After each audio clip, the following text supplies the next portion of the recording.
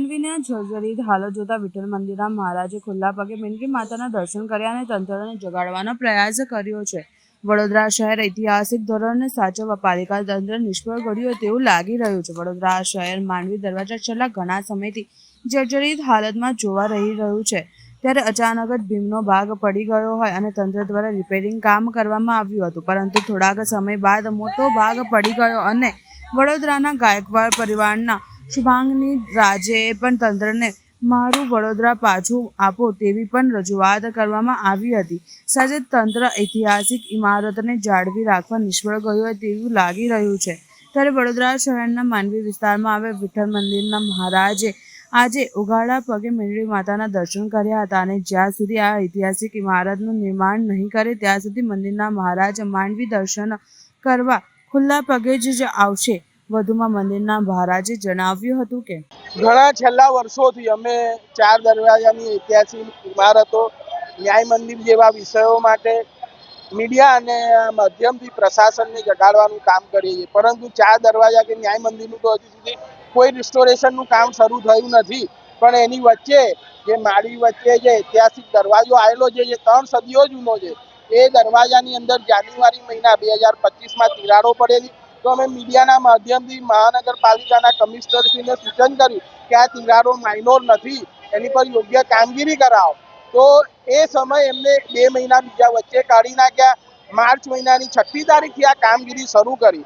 એના કામગીરીના ભાગરૂપે એમને આ ગડરો ઊભા કર્યા છે સપોર્ટો માટે, પણ જે પિલ્લર ફાટતો હતો અને એ પિલ્લર પર જે કામગીરી કરવી જોઈએ એ જરીકે કામગીરી કરી નથી. આજે તમે જુઓ છો કે જે પિલ્લર ચારે બાજુથી તૂટવા માંડ્યો છે. હવે આ એવું કહેવાય છે કે માળી 4 પિલ્લરો ઉપર આખી ઊભી છે. જો એક પિલ્લર એનો તૂટી જાય તો એની પરિસ્થિતિ ઉપરથી શું થાય એ આપણે બધા જ સમજી શકીએ છીએ. તો મહાનગરપાલિકાના કમિશનરશ્રીને અમારું નમ્ર વિનંતી છે કે તમે બધા કામોની પ્રાયોરિટી વચ્ચે સૌથી વધારે અને પ્રાયોરિટી આપી યોગ્ય કામગીરી કરો. એના ભાગરૂપે આજે અમે અમારો લાગણી વ્યક્ત કરવા માટે મેં પોતે ચંપલ નહીં પહેરવાનો નિયમ લીધો છે કે આમ તો અમે મંદિરની સેવામાં ચંપલ નથી પહેરતા, પણ જ્યારે પણ બહારના કામ માટે નીકળીશું તો ચંપલ નહીં પહેરીએ અને રોજ 12 થી 4 હું માંડવી નીચે આવીને બેસીને તપ કરી કે માંડવીનું કામ ઝડપથી કમિશનરથી પૂરું કરાવે. આ સાથે બીજી અમારી લાગણી ઐતિહાસિક વારસા સાથે એ જોડાયેલી છે કે અહીંયા પોળો ને બધું આવેલું, એમાં પણ ઐતિહાસિક પોળો છે અને ઐતિહાસિક જગ્યાઓ છે. તો આજે 4 દરવાજાની આખી ડેમોગ્રાફી બદલાઈ રહી છે. રહેણાંક વિસ્તારમાંથી કોમર્શિયલ થઈ રહ્યું છે, તો એને પણ અટકાવવું છે. અને એની સાથે મને કહેતા બહુ દુઃખ થાય છે કે ગઈકાલે જ અહીં નજીકની પોળમાં હનુમાનજીનો ભંડારો હતો. વડોદરાના બધા રાજકીય નેતાઓ પધારેલા, પણ એક પણ રાજકીય નેતાએ માંડવી નીચે આવીને માંડવીની પરિસ્થિતિ શું છે એ જોવાની પણ તસ્દી લીધી નથી. એટલે એમને ઐતિહાસિક ઇમારતો સાથે કેટલો લગાવ છે અને કેટલી ગંભીરતા છે એનો પણ ખ્યાલ આવે છે.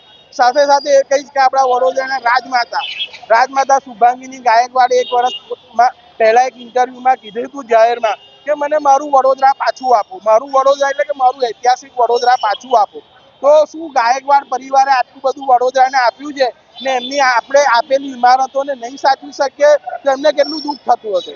આપણા દેશના વડાપ્રધાન શ્રી નરેન્દ્રભાઈ મોદી ઐતિહાસિક વારસાને સાચવવાની વાત કરે છે. વડોદરાથી જીતીને સાંસદ થઈને વડાપ્રધાન બન્યા છે. તો આજે વડોદરાની જે આ દુર્દશા છે એની માહિતી પણ એમને હવે મળવી જોઈએ કે વડોદરા કઈ પરિસ્થિતિમાંથી પસાર થઈ રહ્યું છે અને વડોદરાના રાજકીય પક્ષો તેમજ સત્તાધીશ પક્ષો તેમજ કમિશનર કેવી રીતના કામગીરી કરી રહ્યા છે કે જેના માટે પબ્લિકે આવી રીતે જાહેરમાં આવીને નિવેદન આપવું પડે છે. અમને નિવેદન આપતા દુઃખ થાય છે કે આપણે આપણા વડોદરા માટે જ આવું બોલવું પડે, પણ જેની હાથમાં સત્તા છે એ પોતાની સત્તાનો સદુપયોગ કરીને આના પર ધ્યાન નથી આપતું. હું એવું કહીશ કે આ 5 વર્ષ કે 7 વર્ષ પહેલાનું રિસ્ટોરેશન થયેલું ત્યારે લાખો ને કરોડો રૂપિયા વપરાયેલા. તો આજે એક આપણે સામાન્ય વોટરપ્રૂફિંગ કરાવીએ છીએ તો 10 વર્ષની ગેરંટી આપતા હોય છે.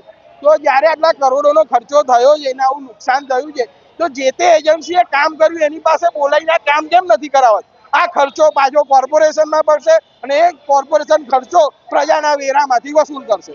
આફ્ટર ઓલ નુકસાન વડોદરાની પબ્લિકને છે. તો હું વડોદરાની પબ્લિકને આહવાન કરું છું કે તમે મારી સાથે આ તપમાં જોડાઓ અને જે રીતે તમે ભારતની મેચ જીતો છો અને મારી પાસે આવીને આનંદ વ્યક્ત કરો છો એવી જ રીતે આ માંડવીનો પિલ્લર તૂટ્યો છે તો તમારું દુઃખ વ્યક્ત કરો તો જ આ પ્રશાસનની આંખો ખુલશે.